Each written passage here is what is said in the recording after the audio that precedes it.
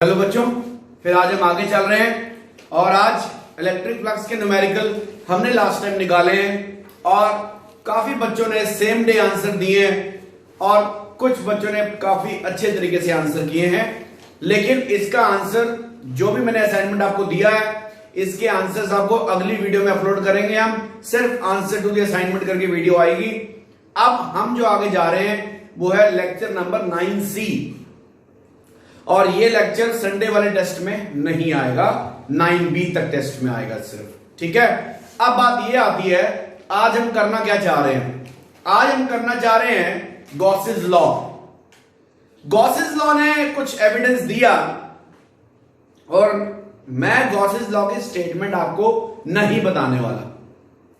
मैं आपको सिर्फ एक ही चीज बताने वाला हूं कि ये देखेंगे कैसे। हम देखेंगे और खुद बनाएंगे और खुद साइंटिस्ट कहलाएंगे।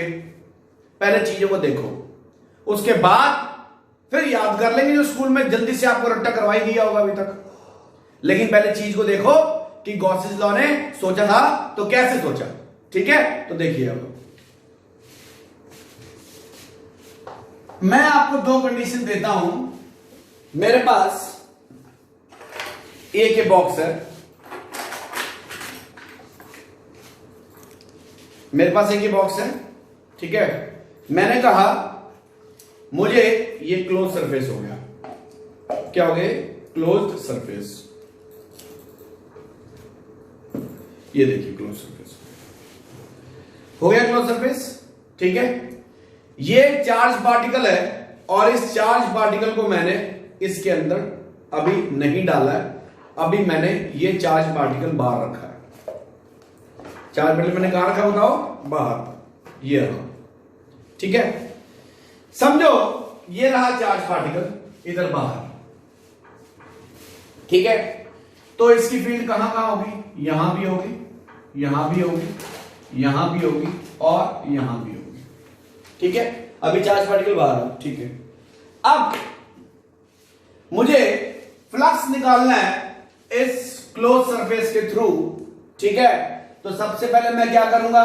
सबको पता है हम लोग क्या करते हैं, सबसे पहले नॉर्मल प्लॉट करते हैं। अब मैं नॉर्मल प्लॉट कर रहा हूं डिफरेंट डिफरेंट पेन से।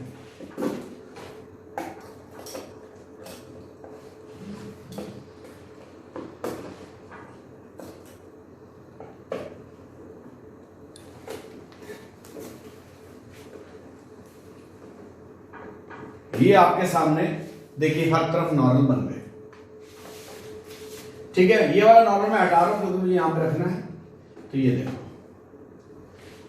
और अब बताइए अगर मुझे इसके थ्रू फ्लक्स निकालना है तो मैं इलेक्ट्रिक फील्ड की कौन सी वाली डायरेक्शन कंसीडर करूंगा? ये या ये? अपने दिमाग में सोचो। ये तो हम कर नहीं सकते क्योंकि फ्लक्स मुझे यहां निकालना है, सरफेस यहां, ऑब्जर्वर यहां है।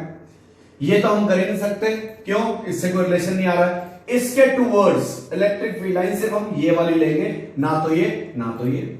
इसका मतलब इलेक्ट्रिक फील्ड लाइन कहां है? ये रही। लेट अस से ये इलेक्ट्रिक फील्ड लाइन है। मैं बड़ी सी लाइन एक बनाता हूं आपके सामने सो दैट आपको नजर आएगा। ये रही इलेक्ट्रिक फील्ड। ठीक है, अच्छा अब आप खुद देखो, अगर मुझे फ्लक्स निकालना है इस सरफेस के थ्रू, ये रही इलेक्ट्रिक फील्ड, तो इस इलेक्ट्रिक फील्ड और इस नॉर्मल वेक्टर का कितना एंगल हुआ? 90। देखो देखो 90। अच्छा 90 फ्लक्स मिलेगा? नहीं मिलेगा।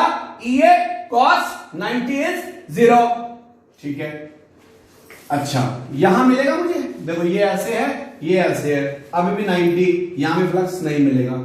पीछे फ्लक्स मिलेगा? अगर मैं पीछे प्लॉट करता हूं ऐसे ये और देखो तो देखो 90 ही बनाएगा क्योंकि फील्ड ऐसे है, तो यहां पे फ्लक्स नहीं मिलेगा। क्या मुझे यहां फ्लक्स मिलेगा? अगर मैं इसके नीचे रख दूं ऐसे तो यहां भी फ्लक्स मुझे नहीं मिलेगा। फील्ड देखो ये रही और ऐसे एंगल है, ये रही फील्ड और ऐसे एंगल है। ठीक है, एंगल 90, फ्लक्स नहीं मिल रहा।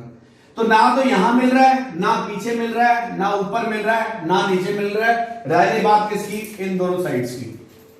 अब देखो यहां इलेक्ट्रिक फील्ड इस तरफ है और एरिया वेक्टर इस तरफ है, तो एंगल कितना हो गया इस केस के लिए, राइट फेस के लिए? बताइए 180। तो ये आपके सामने आ गया माइनस ई ए। ये रही फील्ड, ये रहा एरिया वेक्टर, थीटा कितना हुआ यहां 0 डिग्री, तो फ्लक्स कितना हुआ प्लस EA, कितना है फ्लक्स प्लस EA। अब मैं अगर इसका नेट फ्लक्स निकालता हूं, net flux plus EA minus EA, और आप देख रहे हो ऊपर नीचे सामने पीछे 90 डिग्री के चक्कर में सारा फ्लक्स कितना 0, तो फ्लक्स कितना आ रहा है 0, कितना आ रहा है 0। इसका मतलब जब चार्ज पार्टिकल बाहर था क्लोज सरफेस के, तो हम कोई भी फ्लक्स नहीं ले पा रहे थे, ठीक है। ये तो एक ऑब्जर्वेशन आपके सामने क्लियर हो गई, ठीक है। अब मैं जादू करता हूं आपके सामने, देखिए मैंने इस चार्ज पार्टिकल को, लेटर से ये रहा वो चार्ज पार्टिकल, इसको अंदर डाल दिया, अंदर डाला और ये कर दिया मैंने सरफेस क्लोज। अच्छा, अंदर है इसके चार्ज पार्टिकल, तो ये जितने भी लाइनें आप देख रहे हैं,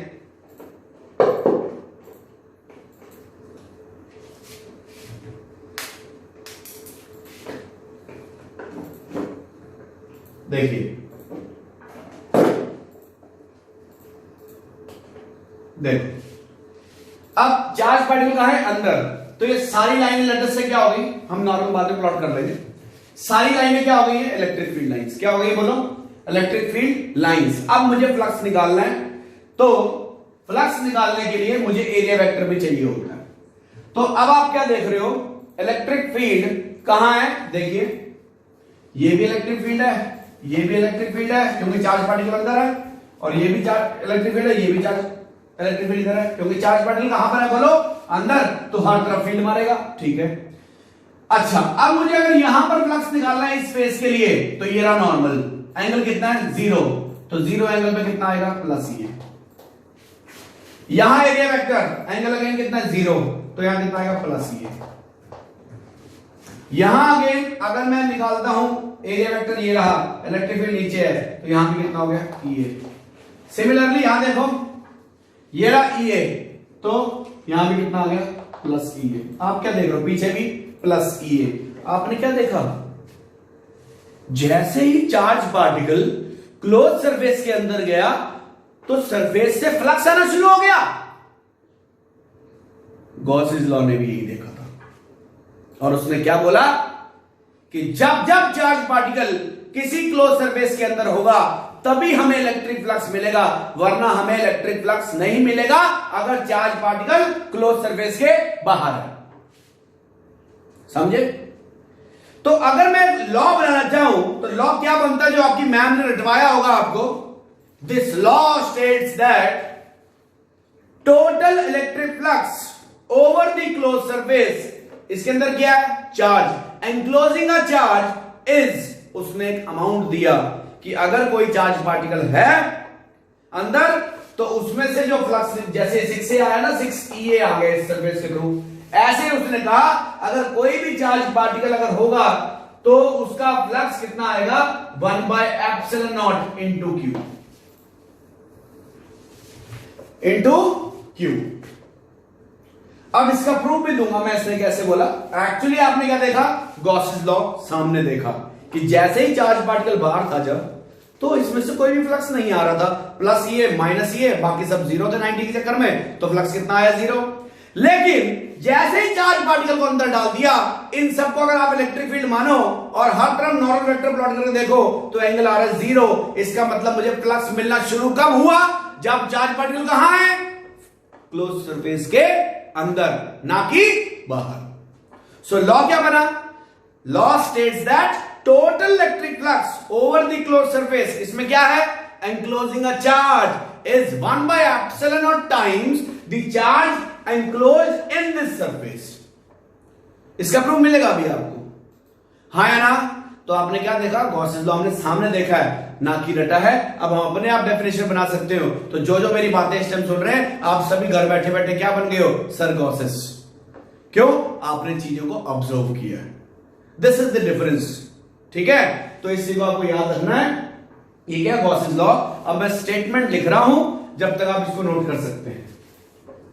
हाँ जी बेटा, तो मैंने स्टेटमेंट लिख दी है। स्टेटमेंट क्या है, this law states that total electric flux over the close surface enclosing the charge is 1 by epsilon times the charge enclosed in that surface. लिखना चाहते हो तो लिख लो, ठीक है। अच्छा, तो 1 by epsilon to charge enclose लिख दिया मैंने यहां।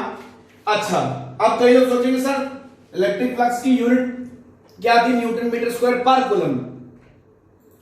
तो इस फॉर्मूले से भी वही रहेगी, देखो इस फॉर्मूले से भी वही रहेगी। आप पीछे एप्सिलॉन नॉट की पढ़ के आए unit, newton -1 metre minus square C square, C से सी गया, क्या रहेगा न्यूटन मीटर स्क्वायर पर कूलम। यूनिट्स दोनों तरफ क्या है, सेम, तो हम क्या सकते हैं डायमेंशनली करेक्ट, तो डायमेंशन भी सेम होंगे क्योंकि यूनिट सेम है।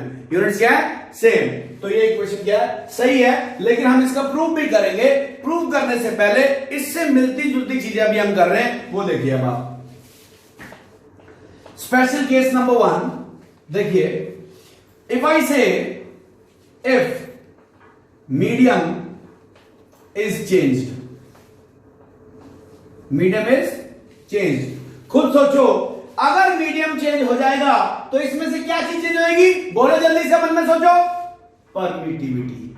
क्यों, परमिटिविटी क्या है, permission given by the medium to the charges to show their existence.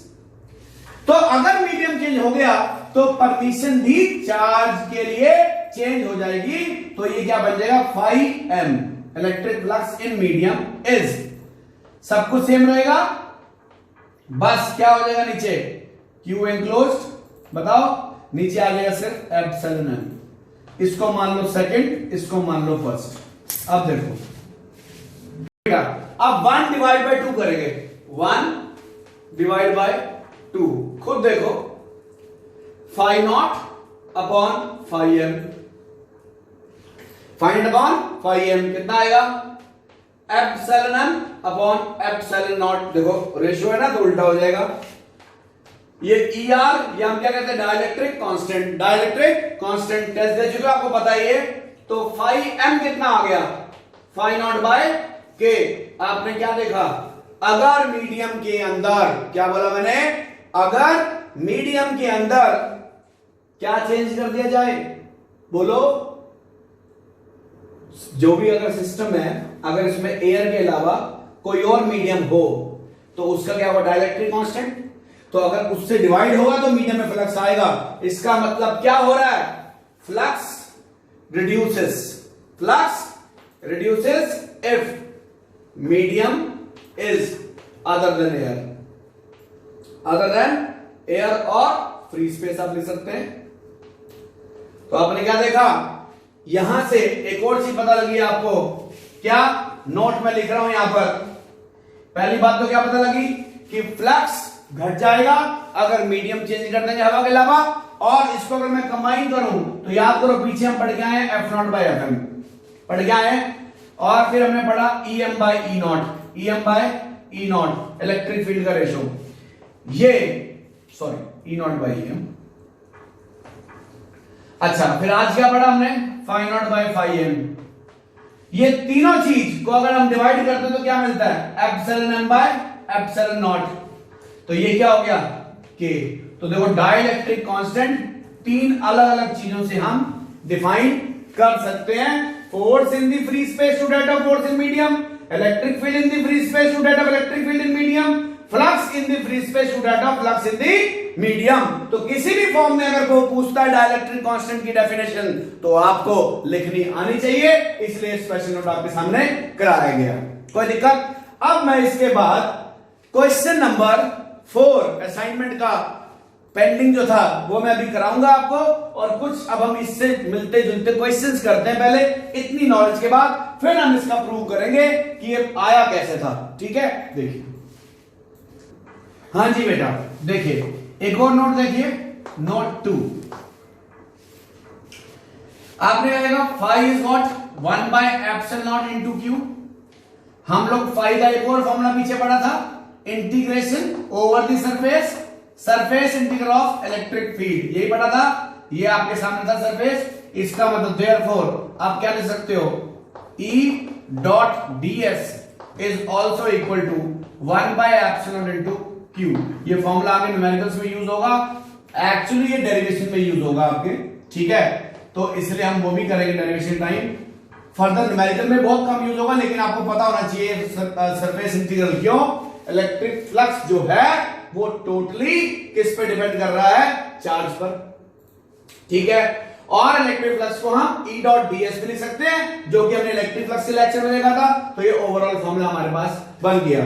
तो आज हम जो कर रहे हैं क्वेश्चन नंबर 1, देखो बहुत BMT आया है, बोर्ड में आ चुका है क्वेश्चन। देखो क्या कहता है, क्या देगा, ये सरफेस है, इसमें चार्ज है +2q +4q -5q, बाहर है +550q और यहां है +110q।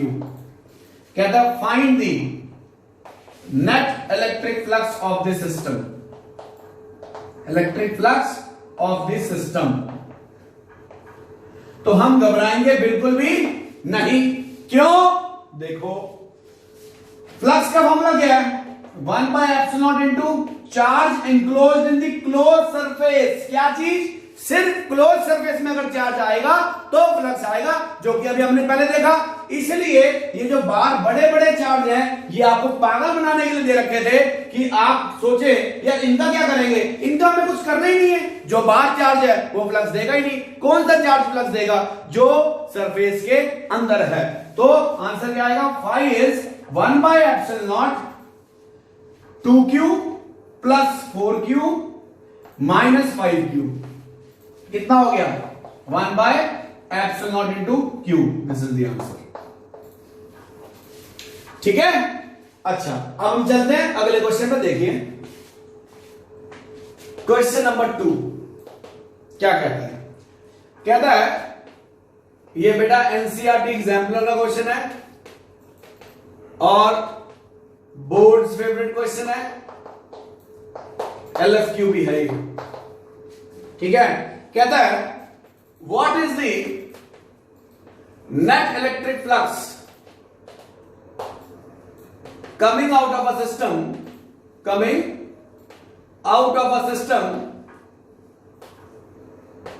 that consists of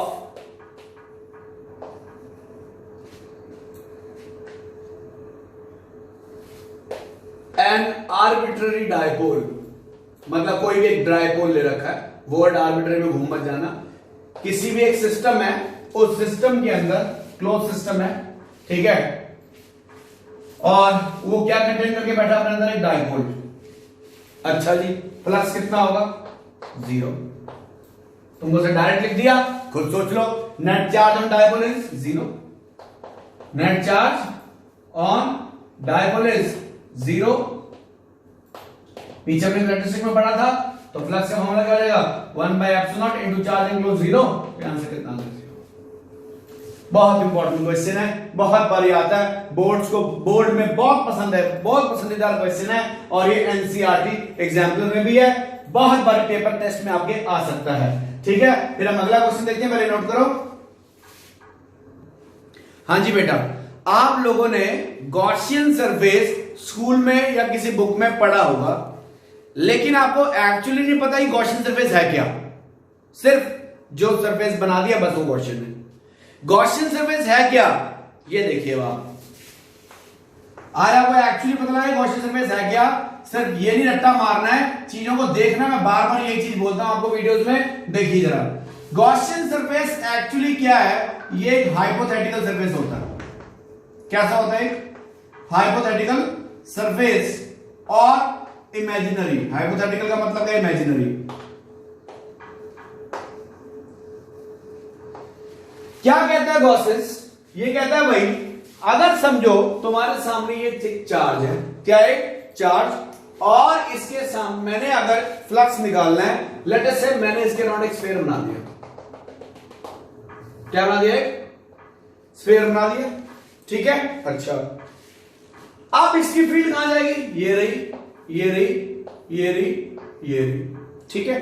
चलो ठीक है जी, ये भी इलेक्ट्रिक फील्ड है, ये भी इलेक्ट्रिक फील्ड है, ये भी इलेक्ट्रिक फील्ड है, ये भी इलेक्ट्रिक फील्ड है, ठीक है। हर तरफ जा सकती है, ऊपर नीचे जहां मर्जी बना लो यार, सब जगह नहीं बना रहा मैं, नॉर्मली देखिए। अगर मैं एक छोटा सा सरफेस यहां कंसीडर करूं, छोटे छोटे कैसे सरफेस होंगे? बहुत सारे, ठीक है। उस सरफेस का नॉर्मल ये रहा, जैसे आप एरिया वेक्टर कहते हो, या छोटा सरफेस ले दो ds वेक्टर, ds वेक्टर, ठीक है। अगर एक छोटा सरफेस मैं यहां लेट करूं, तो देखो ये रहा एक एरिया वेक्टर जिसको अगेन डीएस कह सकते हैं। अच्छा, अगर मैं एक सरफेस यहां कंसीडर करूं तो यहां पे मैंने एक डीएस बनाया, ये रहा डीएस। अगर मैं यहां कंसीडर करूं तो ये कितना आएगा, डीएस वेक्टर आएगा। आप क्या देख रहे हो, हर इस सरफेस पे हर एक पॉइंट पर एरिया वेक्टर मतलब डीएस वेक्टर और इलेक्ट्रिक फील्ड में एंगल कितना है, 0। हर एक पॉइंट पे कहीं भी बनाओ, अगर मैं यहां पे तो यहां पे इलेक्ट्रिक फील्ड है, ये रहा सरफेस, तो देखो ये रहा डीएस वेक्टर।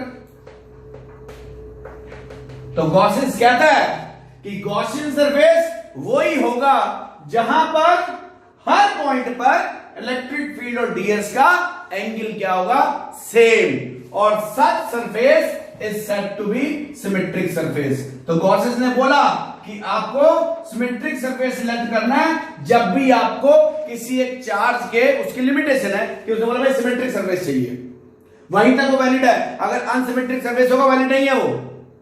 तो सिमेट्रिक सरफेस क्या होता है, गॉसियन सरफेस कब रिगार्ड किया गया, गॉसियन सरफेस तभी होगा जब इलेक्ट्रिक फील्ड और डीएस वेक्टर का क्या होगा, हर पॉइंट पे एंगल सेम होगा।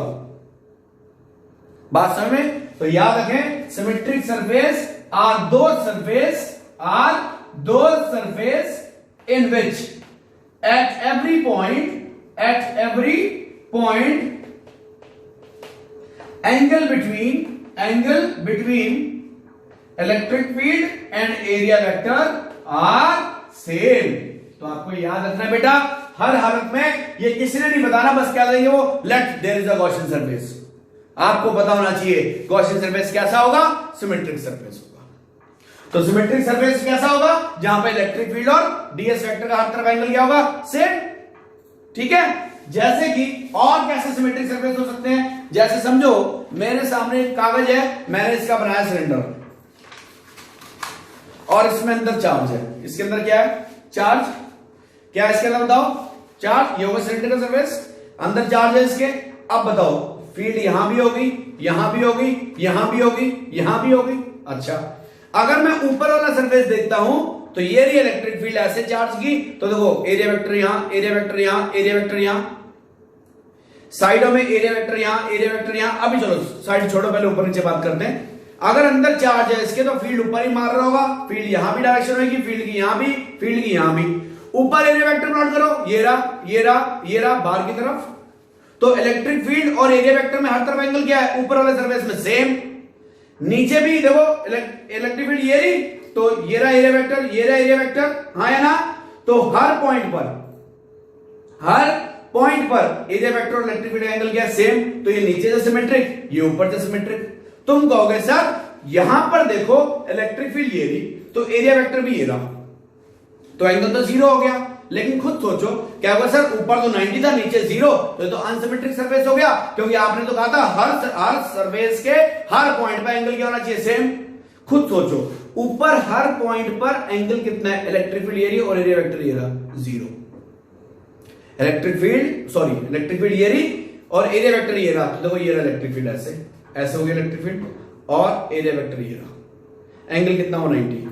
अच्छा, हर पॉइंट पे ऐसा होगा। अच्छा, नीचे इलेक्ट्रिक फील्ड ऐसे ही है। तो अगर मैं आपके सामने एक बड़ी सी पेन लेके बताऊं तो देखो ये इलेक्ट्रिक फील्ड ऐसे, समझ गया आप, ऐसे इलेक्ट्रिक फील्ड है, चार्ज ऐसे बैठा हुआ है, ये इलेक्ट्रिक फील्ड, ये इलेक्ट्रिक फील्ड, इसको क्लोज कर दिया।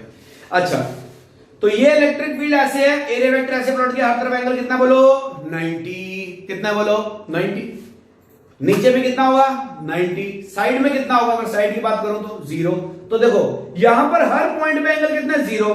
यहां पर हर पॉइंट पे एंगल कितना है, 90। यहां पे हर पॉइंट पे एंगल कितना है, 90। किसके बीच में, इलेक्ट्रिक फील्ड और एरिया वेक्टर के बीच में। तो ये ऊपर से सिमेट्रिक, क्योंकि हर तरफ 90 है, यहां पर भी हर तरफ 90 है, नीचे से सिमेट्रिक, और ये साइड से सिमेट्रिक, हर पॉइंट पे कितना एंगल है, 0। तो ओवरऑल क्या हो गया, सिमेट्रिक सरफेस। करके दिखाता हूं, देखो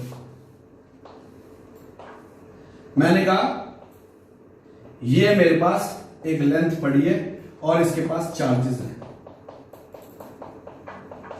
बहुत बड़े चार्जेस हैं। अब देखो ये रही इसकी इलेक्ट्रिक फील्ड, अगर मैं यहां एरिया वेक्टर प्लॉट करूं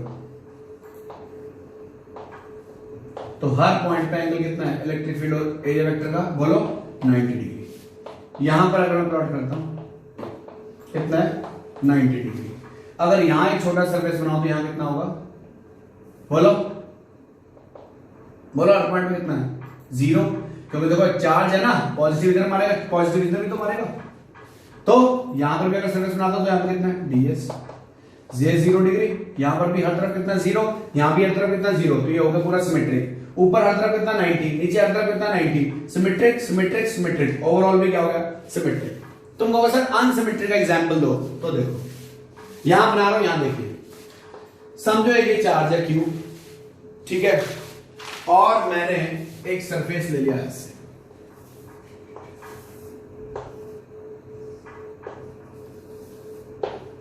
ले लिया, अच्छा, ये फील्ड ऐसे भी मारेगा, ये फील्ड ऐसे भी मारेगा, ये फील्ड ऐसे ही मारेगा, ऐसे ही मारेगा, ऐसे ही मारेगा, ऐसे ही मारेगा, हर तरफ बना सकते हो जितने मर्जी टाइम बना लो, लेकिन खुद देखो जरा, अगर मैं यहां एक सरफेस प्लॉट करता हूं, छोटा सा सरफेस, तो ये हो गया उसका एरिया वेक्टर, तो यहां बताओ एंगल कितना है, 0, ठीक है। अगर मैं यहां पर एक सरफेस बनाता हूं, तो इसका नॉर्मल अगर प्लॉट किया जाए, इस सरफेस पे नॉर्मल प्लॉट करना, तो ये ऐसा कुछ बनेगा, नॉर्मल, सॉरी, ऐसे कुछ नॉर्मल बनेगा इस सरफेस पे, ठीक है। अच्छा, तो देखो एंगल चेंज हो गया, यहां तो 0 था, यहां तो कुछ एंगल आ रहा है, ठीक है, हाँ है ना। अगर मैं यहां पे सरफेस बनाता हूं, तो ये देखो यहां भी एंगल कुछ अलग आ रहा है, ठीक है।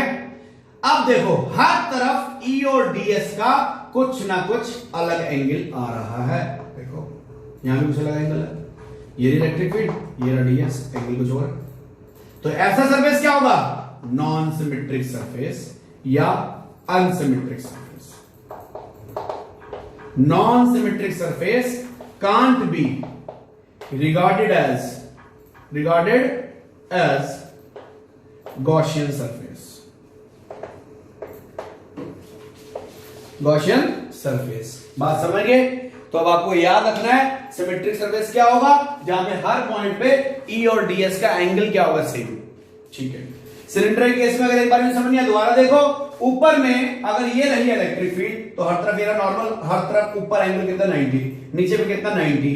कई लोग डाउट आएगा ऊपर 90 है, यहाँ 90 है, 0 है, तो कैसे, अरे यार यहाँ हर पॉइंट पे 0 है, तो ये एक सिमेट्रिक हो गया, यहाँ हर पॉइंट में 90 ये भी सिमेट्रिक हो गया, यहाँ हर पॉइंट में 90 ये भी सिमेट्रिक हो गया, ओवरऑल कितना हो गया, सिमेट्रिक। लेकिन यहाँ देखो हर पॉइंट पर अलग अलग एंगल बन रहा है, तो वो कैसा सरफेस है बताइए, unsymmetric surface, and non symmetric surface can't be regarded as Gaussian surface. तो गॉसियन सरफेस पता होना चाहिए आपको, it is an hypothetical surface. कैसा होगा गॉसियन सरफेस, जहां पर हर पॉइंट पर इलेक्ट्रिक फील्ड और ds वेक्टर, एरिया वेक्टर का एंगल क्या होगा, सेम। तो यहां तक नोट कीजिए, फिर आगे चलते हैं।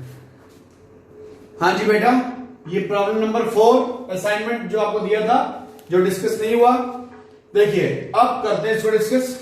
कहता है ये सरफेस है S1, ये सरफेस है S2, कहता है आप लोगों को इसमें फ्लक्स निकालना है और उसका रेशियो निकालना है। अगर मैं निकालता हूं फर्स्ट पार्ट, कहता है what is the ratio of electric flux through S1 and S2। अच्छा, अगर मैं निकालता हूं flux in S1, first part का आंसर दे रहे हैं, तो वो कितना आएगा, 1/ε0 इनटू चार्ज इनक्लोज।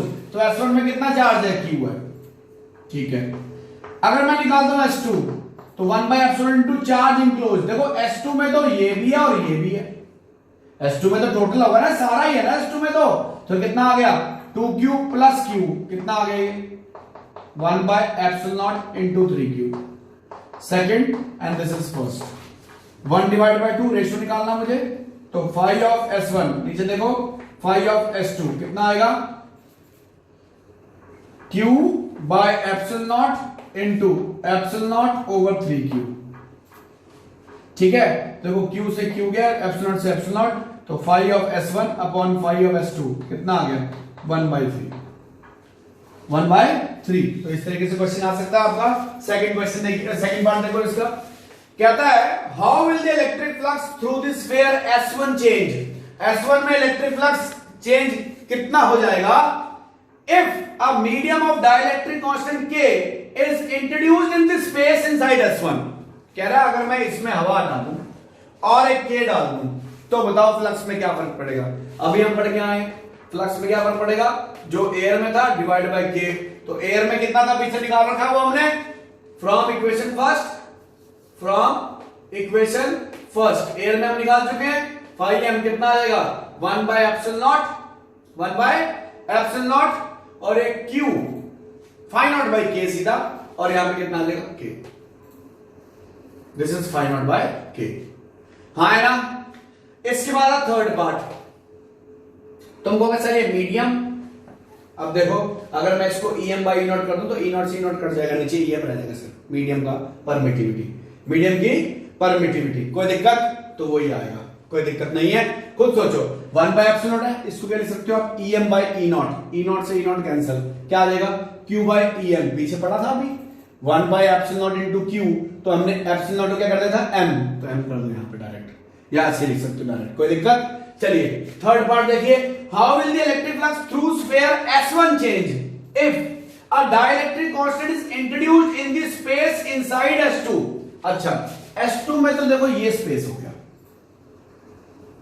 अगर मैं इसमें डाइलेक्ट्रिक कांस्टेंट इसमें डाल रहा हूं, अंदर हवा की हवा ही है, इसमें डाला अंदर क्या है हवा की हवा, ठीक है, तो कोई दिक्कत नहीं है। अगर आप इसमें डाइलेक्ट्रिक कांस्टेंट डालोगे इसकी सेहत में कोई फर्क नहीं पड़ेगा, क्यों, इसमें तो कितना है मीडियम कौन सा हवा ही है, तो क्या लिखेंगे no change, no change in flux through S1, flux through S1 as dielectric is introduced in S2, is introduced in बोलो S2, ठीक है, यहां तक नोट कीजिए, फिर हम आगे चलते हैं अगले क्वेश्चन पे।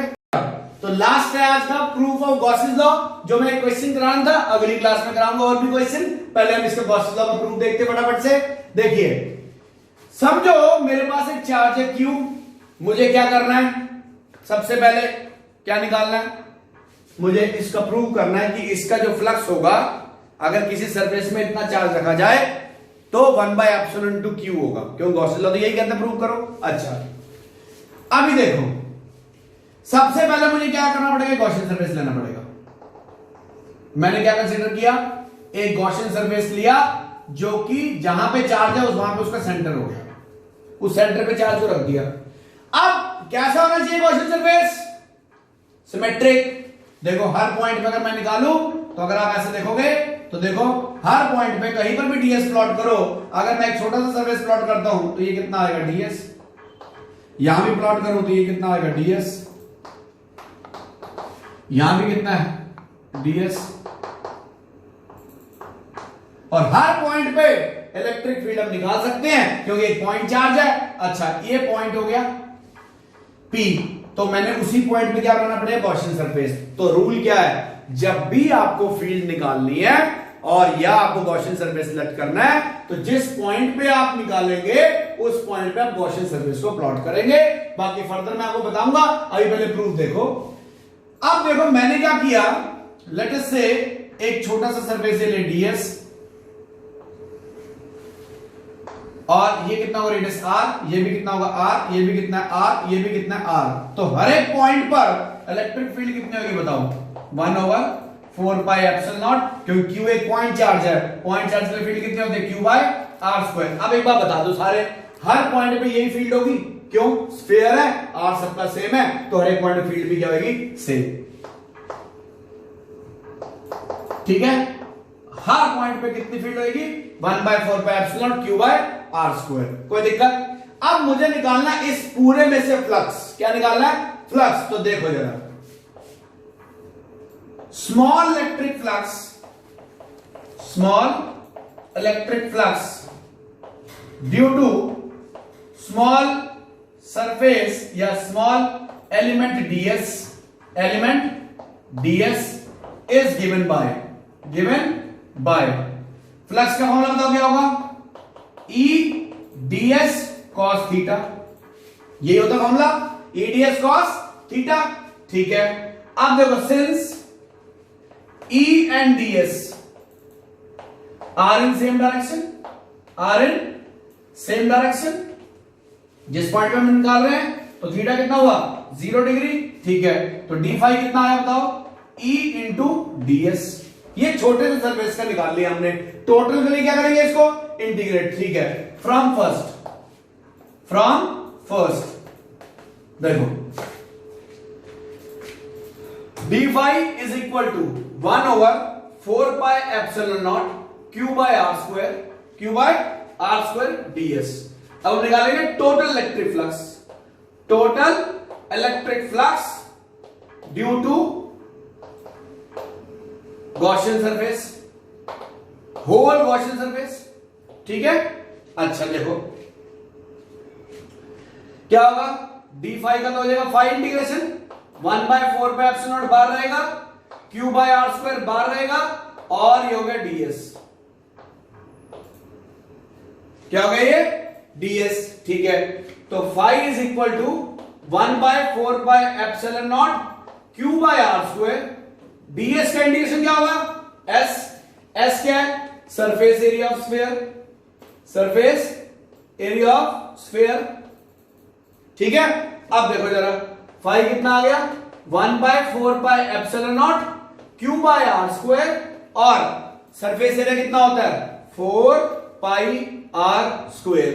तो 4 पाई से 4 पाई गया, आर स्क्वायर से आर स्क्वायर गया। लो मेरे बच्चों, फाई इज 1/एप्सिलॉन इनटू Q, हेंस प्रूव्ड। तो अगर कोई भी चार्ज किसी गॉसियन सरफेस में पड़ा है तो उस सरफेस से उस चार्ज या करंट जो फ्लक्स होगा वो कितना होगा 1/एप्सिलॉन इनटू Q। ये आपके सामने पूरा का पूरा लॉ प्रूव हो गया। अब जो मैंने कंसीडरेशन लिखी है वो मैं कंसीडरेशन लिख रहा हूं बेटा, फिर हम आगे चलते हैं। देखिए, हाँ जी बेटा, तो मैंने कंसीडरेशन लिख दी है।